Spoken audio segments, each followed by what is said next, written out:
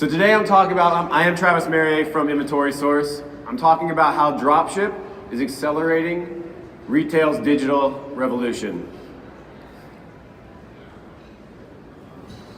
Quick intro bio right there. So everyone's heard, and there's talk of the retail apocalypse, right? Retail shutting down, there's massive brands that are going out of business or are bankrupt. You've heard Sears, Charlotte Russe, Nine West, Diesel.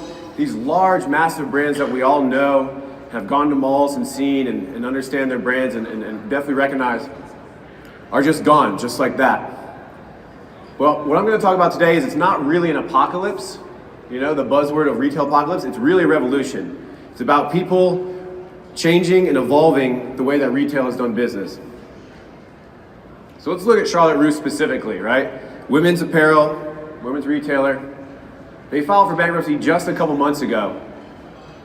$124 million in debt, and they're closing 94 stores and their website. So this is a screenshot from a couple weeks ago. It just shows you how much we're in the middle of this revolution right now. It really kind of hits home when you look at this and you go to their website of this major brand that we've all known, and you see this. And you really see we're in the middle of it when you scroll down, you see next weekend, closing even more stores. And the fact that they're closing their website, right? It's everyone's moving online is kind of the idea and the revolution that we're talking about, but you know, they're even closing on their website because they just weren't able to evolve with the changing demand that we're going to talk about. These kinds of pictures kind of hit home, right? Everyone knows, you know, is used to walking the malls, and maybe you're doing it less and less. But just last year, 120 million square feet of retail space closed down, shut down.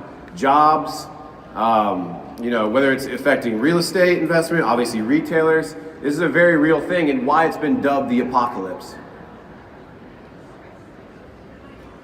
Meanwhile, we've got 46 in the last 8 years. While this all is happening, everything's shutting down. Clothing store sales are up $46 billion. Total retail sales are up $2 trillion. So you see 120 million square feet completely shut down, but retail sales are up exponentially. So what's going on, right? I think it's not a secret. It's people are moving online. In the last 8 years, it's went from 4%, 4.4%, or I'm sorry, 4.2% of total retail sales to now almost 10%. Still just a fraction of it. So we're, you know, not at the tip of the iceberg when it comes to, you know, what online is doing to disrupt retail. 135% growth in the percentage of overall retail that it's now part of. So let's talk about what happened, and we're going to oversimplify it a little bit. So it's really these three companies, right? There's websites out there, and you know, these aren't necessarily, besides the middle one, these aren't necessarily retail competitors. But what essentially happened is Facebook brought everyone online. Your grandma is now online. Every single person you know, the mass audience is now online. It taught people how to use the web, right? That have never used the web before. And then Amazon came along and taught everyone how to to shop online, right? They taught everyone that you can shop online and you can get packages in a couple days and you can trust the company that you're buying from. And so the mass market came online. And then obviously Apple, there's other phones out there, but the iPhone really made it so that everyone can live online, constantly connected to probably one of these two apps. So the whole mass market shifted online, and it really opened up the doors for a new breed of retailers to come in and kind of take advantage of these new digital channels. So when we talk about this digital revolution, it's really two parts. The first part, we're in, it's come, it's gone to some extent. People have taken advantage, and you can kind of say that because you've seen this shift. That has proven this first part of this digital revolution of these new digital channels disrupting retail are very much in full swing, right? And what happened there is it changed, it was a power shift to the consumer, right? The consumer who used to have to go to a mall and walk up and down a mall and find whatever the real estate, whoever bought real estate in the mall and who was right there, that's who they had to shop from. They would talk to the sales rep, they would educate them. But the internet and those three specific companies shifted that power back, and it said to the consumer basically said, I can buy anywhere I want, anything. I'm not restricted to what is geographically close to me and what your sales reps are telling me, right? So that power shift, that's what revolutions are about. It's a shift of power. Obviously, businesses want that power back. And so that's the digital revolution that we're in today, is businesses trying to pull back. You're a button click away from going to a competitor. So if you're a button click away from going to a competitor, how do you own and how do you gain that power back? You use the new digital channels. There's new digital resources now that allow you to basically personalize the experience, to say that you won't buy anywhere, you won't hit that back button, because I own that personalized, uber convenient experience that we just provided you, that you will not go anywhere else. Amazon is case in point. Amazon is a great, exact same product somewhere else. You don't want to go anywhere else because you trust Amazon, right? And there's tons of different examples we'll get into on how you can leverage these new digital resources. And like I said, a new breed has taken advantage of this. Personalized apparel and retailers have really, these companies were not multi-million-dollar companies 5 years ago. And they're blowing up and they're disrupting. The Charlotte Russes of the world are not able to kind of keep up and take advantage of these new digital channels, these new digital resources. These companies are. But it's not just these companies. It's the traditional companies that you know about. The traditional, Ari is American Eagle's lingerie brand, right? It's American Eagle is that classic mall company that you think about, that you think that should be on that first slide of shutting down. But they are blowing up. And they're doing it by leveraging the digital channels and the digital resources, right? Their e-commerce is phenomenal.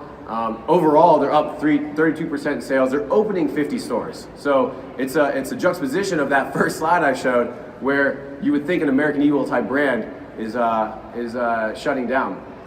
Ulta is known for leveraging the digital data that we have available to us through the web and through people shopping online to personalize this experience, whether it's in-store or online.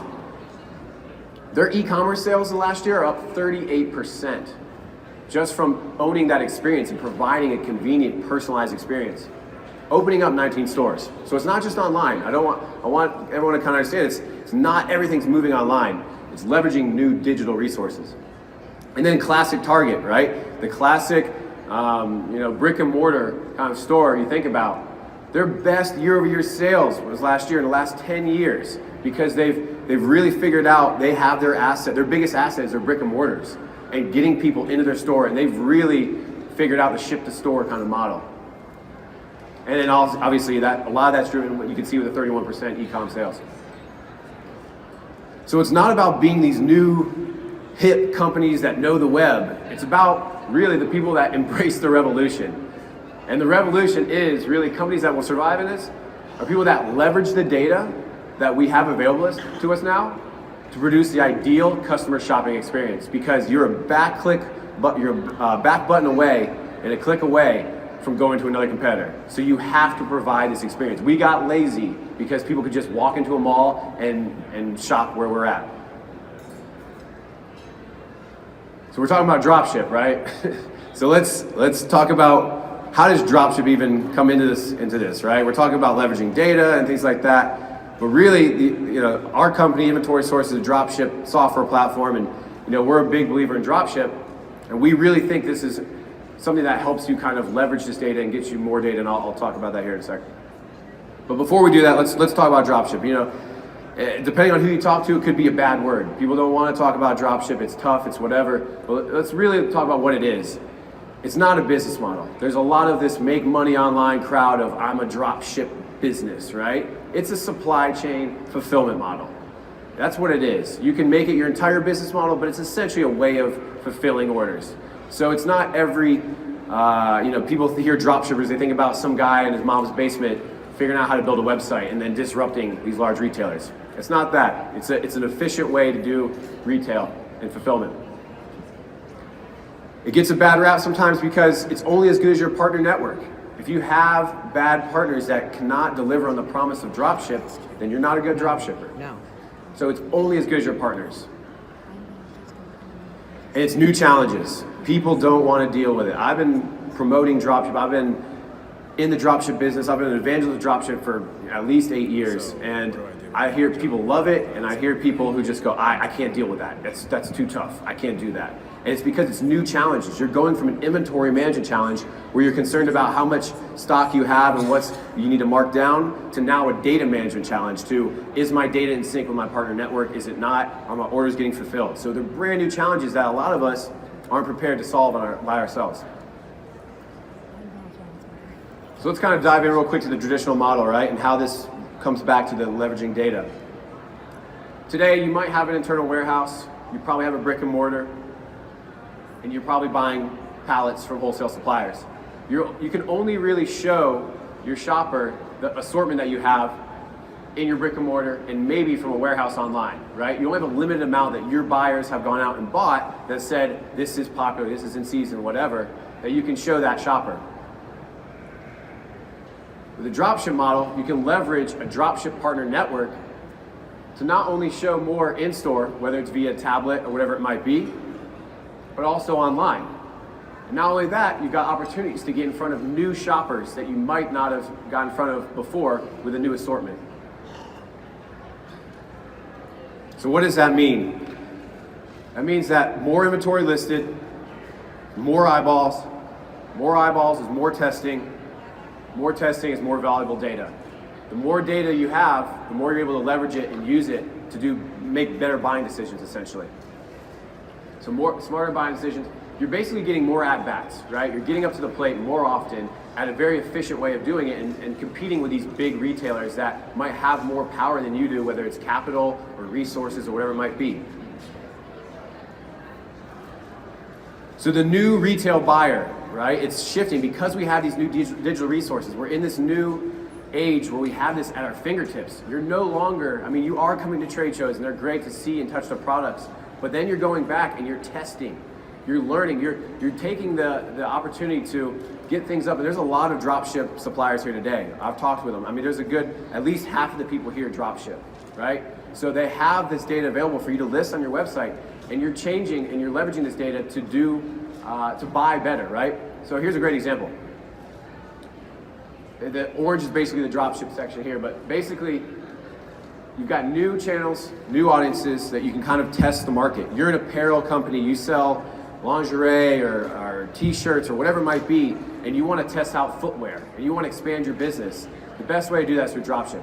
Rather than going and buying a bunch of footwear you think you can sell, list it on your store, put it in a new channel, a new area that, whether it's a marketplace or on your website, and get in front of new test audiences. Run Facebook ads for footwear right next to it. And that gives you an idea. Look at social metrics, look at the amount of views you get, look at the click-through rates, and judge that, A/B test that with what you're currently doing. Is this better? Can this perform better online for me? Did it perform the same? Is there opportunity here is what you're looking for. So it allows you to see, can I test this new market out? Is there an opportunity to double down in this or even just get into it in the first place? Next side of it is, maybe you have an existing audience, you've got a large channel, you've got a large audience already coming into your website. Test out how well does it convert, right? Right now you know that people come into your site and they convert at 2%, right? Try out new footwear or whatever, new line of something, whatever it might be. Maybe that converts at 5%, right? But it's really, the risk is minimal in that you're listing products that you have not yet bought. And maybe there's not a lot of margin there because they charge higher dropship fees or whatever, but you're using the data. You're doing what Amazon does. You're leveraging the data that you have available to you to make smarter buying decisions to compete, because you're not a large retailer. Whether you are or not, large retailers are doing it, but this is the way to do it capital efficient. And then also look at what you can attach. Can I bundle things? Can I test a shoe, shirt, top, bottom combo here? And one of the last parts here is really looking at how efficient is this in the digital age of ad spend? Do you have a return on ad investment, right? Return on ad sales. Maybe you leverage this new line just to get eyeballs on your main core line. That's a very, I don't know how many, is anyone a brand out here? Or most brands? Yeah. So brands are very, this has been very interesting seeing this, and it's a smart thing that I would have never thought of unless I've just seen so many brands doing it. They're bringing in other brands onto their website that are bigger footprint, bigger name, to get their brand out in front of the new audience. You know, we see that in every industry we work with right now. Because Google Shopping, it's about, you know, on average, right now, let's say 60 cents a click, right? If you know that your target audience buys this one brand that would also buy your brand, I'd pay 60 cents to get them on my website and get them in my funnel. So that's a huge thing that we've been seeing, because the new buyers are leveraging this. What they're doing is they're doing efficient market testing, smarter wholesale buying, and they're increasing their order value by adding more SKUs. So let's talk about why people can hate dropship. Brands don't want to ship parcel. They want to ship a nice pallet, easy, ship it out to their buyer wholesale. They don't want to ship onesies, twosies. They don't want to do that. They don't want to deal with all the retail requirements. I need to do EDI. You have to buy this software that I'm using, or whatever it might be. They don't want to, if they start their own side of it, they don't want to have to onboard retailers and dealers and figure out how to do all that, right? Especially if it's a small investment on their side. It doesn't make sense a lot of times. And then the financial management of it. You're used to shipping out the pallet and getting an invoice, or sending an invoice, right? With a purchase from a purchase order. Now you're running an e-commerce business, B2B. Retailers don't like it because it's threatening change. It's very different from what they are, the wholesale traditional model. And there are these upstarts that can come in and disrupt at a very capital efficient model like dropship. Not only that, it's that partner network we go back to. It's only as good as your partners, and you have that lack of control. You know your guy Bill in the warehouse always ships out on time, but you don't know if your partners are going to do that. And then there's supplier onboarding, getting new partners on board, integrating them, the software challenges, the people challenges, and then the same logistical and financial management. So there's reasons, I get it. These are all new challenges, but the capital efficient model of dropship is so appealing that we see people running to it in droves. And that's why we get to why to love it. It's essentially more revenue. That's what it is. If you can figure out all the reasons why to hate it, if you can figure out how to capitalize and overcome on those, it's more revenue for a brand, right? It's a foot in the door where a brand would never be able to get in with certain retailers, but they're willing to test at a dropship basis. It's new channels to test out that might require dropship that you weren't selling to already. And not only that, it's pushing inventory that someone might not want to buy a pallet of, but you need to liquidate, so you can liquidate through dropship means. Retailers love it. I come back to this. It's cost efficient and it's low risk. Not only does it provide you great data, but it gives you a really cost efficient model. Allows you to expand your catalog and test your catalog. Provides more data and drives revenue. And whether you love it or you hate it, here's why it's here to stay. It's not going anywhere. So you can say dropship's not for me, and that's fine. You can probably run a great business without it, but it's always going to, as long as you're in retail, it's going to be around. As I talked with a company over here yesterday, and she's been in the industry for a really long time, worked for Macy's, now works for one of the brands over here. And it's talking about every month she's hearing more and more large retailers asking her to dropship. And she's facing these challenges. Yeah. And that's exactly what's happening. These large retailers are driving. Nordstrom is a big proponent. They've invested in a dropship management company. They are pushing dropship in the whole fashion world. Macy's website right now, which is shocking to a lot of people, is 100% dropship. Every single SKU you see on Macy's website is dropship right now. Is this on? Yeah. And then Amazon kind of started dropship, right? Seller fulfilled marketplaces. They're dropshipping from a bunch of people like you and me, right? If you have a seller account, it's easy. It's $29 a month to get signed up. Not only that, brands are more capable than ever to do it because we have these born direct-to-consumer brands that started with a website. They know how to ship parcel. They know how to live online. So we're seeing that. So it's not going anywhere. And to kind of bring this full circle in the last couple slides here is to talk about that ideal customer shopping experience. Dropship's great, right? It's an efficient model, but how does it provide that ideal customer experience? Because you probably heard the contrary. You might have heard of items not getting shipped, or it's not as ideal as if I had it in my own warehouse. So how do you provide that ideal customer experience through dropship? If we look at the ideal experience, we think about 3 pillars: increased convenience, added choice, and one-on-one personalization. And that's what the current strategies are that retailers are leveraging now today. So we talk about increased convenience, in-store pickup. You're a small retailer, small brick and mortar. How do you do that? You're not going to bring this large catalog you're now adding to your store. You're not going to put it in your store. You're not going to start buying a bunch of inventory, right? You're going to leverage ship-to-store partners. And that's how you can add dropship to leverage dropship to add increased convenience. Everyone needs 2 to 5 day shipping now. You can't ship online and sell something that's going to get there in 7 days. You just can't do it. Amazon has changed that for everyone, right? So what we've seen people do, and the explosion of 3PLs, a third-party logistics company, right? That's essentially dropship. It's different in the idea that it could be your own inventory that you own, but it's the same challenges of managing data and syncing inventory quantities and routing POs to your 3PL. So you're leveraging 3PLs. And then free returns. You might be scratching your head on this one, like, how does dropship allow me free returns? It doesn't. But what it can do is allow you to be more cost efficient when it comes to testing the products that you buy and reducing markdowns and moving that budget to the return side of things, right? If you're not marking down all your items because you bought a whole pallet of something you can't sell, then you have more budget for your returns. Added choice. This one's pretty obvious. The first one, though, is kind of worth diving into. Long tail brands. So Target just brought on Beard Brand. Anyone familiar with Beard Brand? If you're not, you should check them out. They are a great brand in the new digital age. They have millions of YouTube followers. They've been the poster child for the direct-to-consumer brand, and they're going into Target in a couple months, I believe. And because Target has seen they can't just offer the Procter & Gamble standard choice that everyone else has, right? They need to appeal to the millennials that want these small, niche, local, whatever it might be, kind of more focused brands, right? So doing that, dropship allows you to kind of test out these brands and bring them into your website and determine the demand there and look at the data with efficient online-only tests. More size, more fit options, right? People want, you want to go to a website, you want to find your size, you want to find the right fit.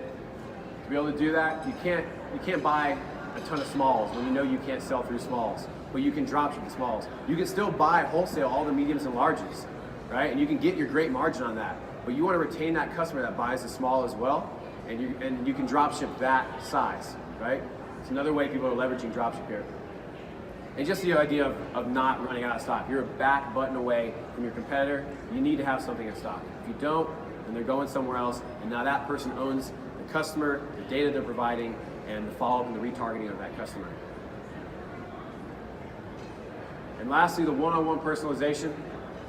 So to provide that one-on-one experience, you need the data. You need to segment audiences. You need to be testing different audiences. And to do that, it's what we showed earlier with that slide, it's testing out new products, gathering the data on them by advertising on Facebook and Google Shopping, wherever it might be, and segmenting those customers from your existing audience.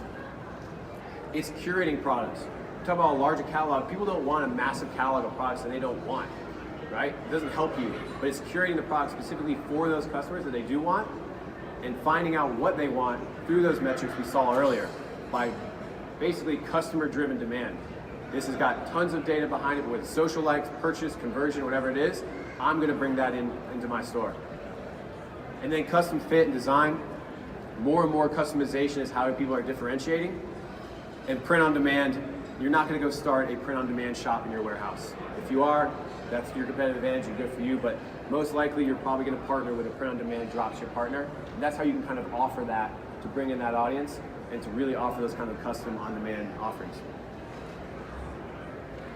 So lastly, just to wrap it up, if our customers of today and tomorrow want fast shipping, in-store pickup, they want larger catalogs, they want unique brands, they want tailored fits, they want custom designs, that sounds overwhelming, that sounds tough, and you're competing with these big multi-million, billion-dollar companies. You can go and do it alone with your own internal warehouse. If you can figure out how to get past kind of the reasons why dropship can be tough and new and difficult, leveraging your dropship partner network will not only help you get there, you'll get there faster, right? And that's why we think it's accelerating the retail revolution, because it's allowing smaller brands and smaller retailers to get there right beside the large retailers that are already doing it.